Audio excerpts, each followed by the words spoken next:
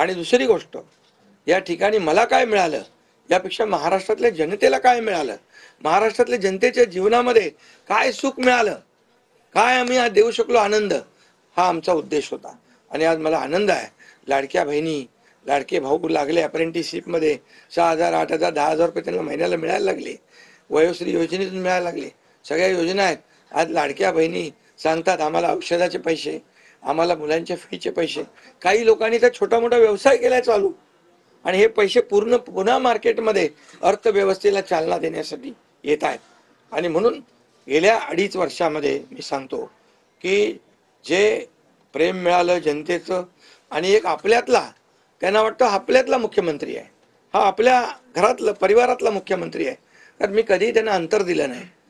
कधी त्यांना माझं निवासस्थान असू द्या, ऑफिस असू द्या, मंत्रालय असू द्या, कुठंही मला भेटल्यानंतर मी त्यांना अटेंड केलं. प्रत्येकाला भेटलो, मी प्रत्येकाशी बोललो. हा जनतेतला मुख्यमंत्री म्हणून एक जी काही ओळख निर्माण झाली, ही त्याला फार नशीब लागतं. आणि म्हणून आज लोकप्रियतेमध्ये पण तुम्हीच सगळ्यांनी अंदाज काढले, सगळे लोकप्रिय मुख्यमंत्री का काय, ते सगळं ते काय, मी काय लोकप्रियता मिळवण्यासाठी काही काम केलेलं नाही का, माझं मोजमाप व्हावं म्हणून मी काय काम केलेलं नाही.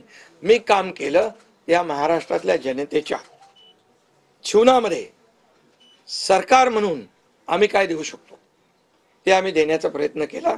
आणि मी पुन्हा एकदा सांगतो की 2.5 वर्षाच्या काळात केंद्र सरकार पूर्ण भक्कमपणे जसं चट्टान की तरह उभं राहिलं, हे पुन्हा एकदा मी सांगतो. कारण शेवटी तुम्हाला राज्याला पुढे न्यायचं असेल तर केंद्राकडे मागावं लागतं, जावं लागतं, आपल्याला त्यांना आपले प्रस्ताव मांडावे लागतात.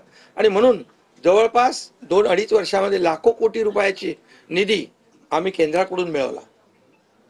आणि म्हणून मी आपल्याला सगळ्यांना या ठिकाणी धन्यवाद पण देईन, आणि आपल्याला हे सांगेन की जे काही आता सगळं या राज्यामध्ये असं वाटतंय की काय एवढी सगळी मेजॉरिटी आली, एवढं सगळं आलं, आणि मग हे कुठे थांबलंय, कुठं घोडा अडलंय, कुठे घोडा अडलं बिडलं नाही. मी तुम्हाला सांगतो, मी अगदी मन मोकळेपणाचा माणूस आहे, मोकळ्या मनाचा माणूस आहे. मी कुठेही कुठलाही धरून ठेवणं, ताणून धरणं असल्यातला माणूस नाही आहे. मी सांगितलं, माझ्या सगळ्या पदांपेक्षा सक्का लाडका भाऊ हे पद आहे. नवीन ओळख जी आहे ती एक नशिबाने मिळते, मोठी आहे. आणि म्हणून मी स्वतः काल आदरणीय प्रधानमंत्री मोदी साहेबांना मी फोन केला होता. मी त्यांना फोन करून सांगितलं की सरकार बनवताना, तुम्हाला निर्णय घेताना कुठलं काही असं अडचणीचं आहे किंवा अडचण आहे माझ्यामुळे किंवा आणखी कुणामुळे, हे कधी मनात आणू नका.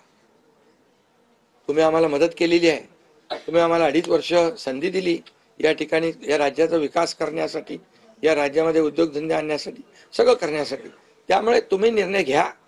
तुम्ही तुमचा निर्णय जो आहे तो निर्णय एक बाबा महायुतीचे म्हणजे प्रमुख म्हणून, किंवा NDA, आमचे NDA, देशामध्ये NDA आणि महाराष्ट्रात महायुती, त्यामुळे तुम्ही घेतलेला निर्णय हा जसा भारतीय जनता पक्षासाठी असा जसा अंतिम असतो तसा आम्हालाही तो अंतिम आहे. त्यामुळे